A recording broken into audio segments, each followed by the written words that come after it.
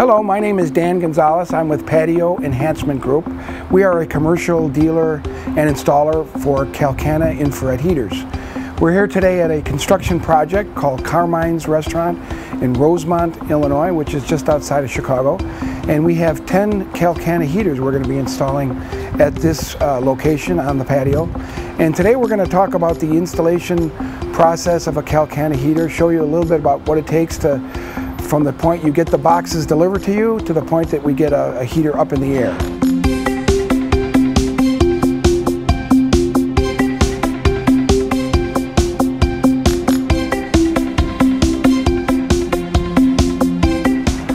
Okay, we've just received a shipment of our 10 infrared heaters. The heaters come in boxes, as you can see here, but they also come crated. Generally maximum of 6 heaters per crate. And if you have an odd number, of course, the second crate will have fewer. So the first thing you're going to be doing is somewhere you're going to remove the boxes from the crates, keep the crates off the site as much as you can. The next thing we want to do then is start removing the cardboard. Best way to do that is to get a unit up in the air. It makes it a lot easier to remove the end caps. You'll see cardboard end caps on either end of the heater. The heaters, by the way, are roughly 10 to 12 foot boxes. So kind of tells you where to place your horses. The way to open the end caps, you can either cut them as they're doing here, or there's a set of staples that are used to pin the end caps down. We generally just can cut them, and it's for the quickest removal. The next thing you want to do is remove the excess cardboard or protective cardboard on the ends. A good knife is a handy tool to have at this point. Now the sides are stapled. Easiest way to rather than try to pull the staples out is just to pull the cardboard sides down. These fellows are going to do that. They put a little muscle into it, and we can unfold that, pull out our additional protective cardboard, and there's our heater. Now we do have to do a little prep work before we actually want to lift our heater. There's some plastic bands here that hold up a control component, and there's a plastic band down on the end holding up and a plastic band here holding up a piece of cardboard underneath for protecting the grill. One of the important things to keep an eye on, there's a sticker that's placed on the end. We don't remove that when we do unpacking of the unit. What this sticker does is it protects the opening for the gas pipe. We don't want to get any extra moisture or dirt in there until time comes to actually pipe the unit. So we leave the sticker on and hang the unit that way, and we allow the pipe fitter that's going to be the gas piping to remove the sticker when he's ready to connect the pipe. Okay, here is the internal componentry of our infrared heater from Calcana. We have our combustion blower, needed like any combustion or furnace product. We have an ignition module, 24-volt transformer, an airflow sensing switch, a gas valve, a DC power supply circuit board, and a terminal strip.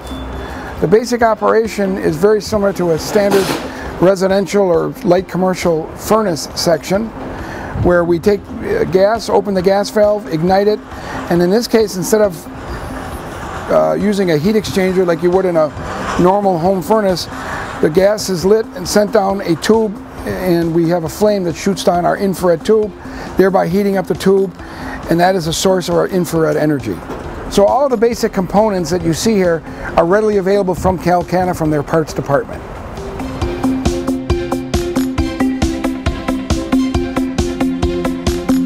Okay, now we're going to be attaching one of the T hanging brackets. Remember, we're putting those on the rabbit ears. We've got stainless steel brackets, stainless steel screws, always the nicest. And recall, we have a stainless steel burner box on the model PHS 40,000 BTU unit, and we have a little brushed aluminum reflector material.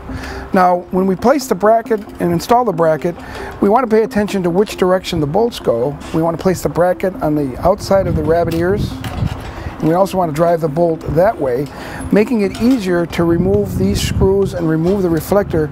If it ever got damaged in the air somehow, it would make it a lot easier in the future to remove the reflector. If the bolts came the other way, you'd have difficulties.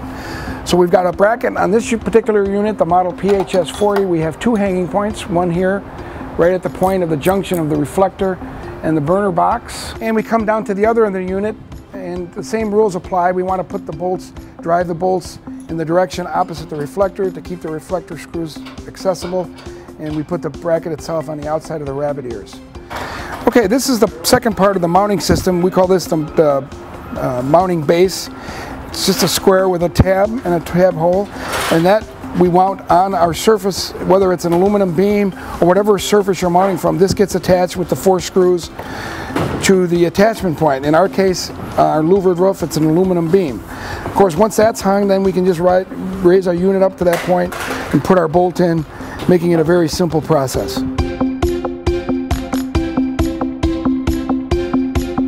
This particular model, the PHS40, again, is a relatively light unit, weighing only about 100 pounds, so 2 men could actually lift it into the air on ladders, but we choose the easy way and use our lift. So we're going to show you that method.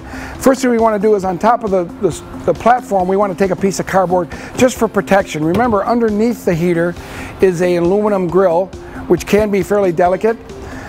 So we want to protect that. So we put the cardboard and then we just simply lift it on top. You want to balance the unit. When you're doing it this method, the burner end is of course heavier, so you just got to find the balance point where it kind of sits equally on either side so you get a good balance before you actually do the lift. Okay, now we can move our unit into place. Before we begin lifting, we want to make sure we orient our burner box in the direct location. In this particular case, we have our burner boxes which have all the electrical and gas piping connections closer to the building. That's the way it's been designed. You can see the electrical ready to be connected once we get these heaters up in the air and hung. So we're ready to lift the unit.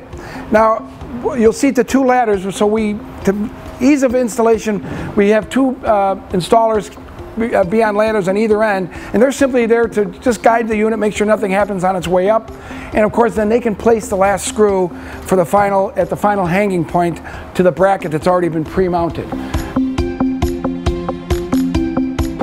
You want to keep an eye on the orientation of the unit. You want to make sure that the bottom surface, the plane of the bottom surface is parallel to the ground. And it's easy to eyeball and look at that and see that the unit isn't cockeyed after installation. Okay, while the unit is up in the air, it would be a good time to point out some of the features of the unit. At the very beginning, as we mentioned earlier, is the burner box. It's all stainless steel. And Dan here is going to see how easy it is to get to the internal parts of the unit. There's a 1 safety screw on the one end, and then there's a very easy release clips on either side. And all you need to do is release those, and the heater components are exposed.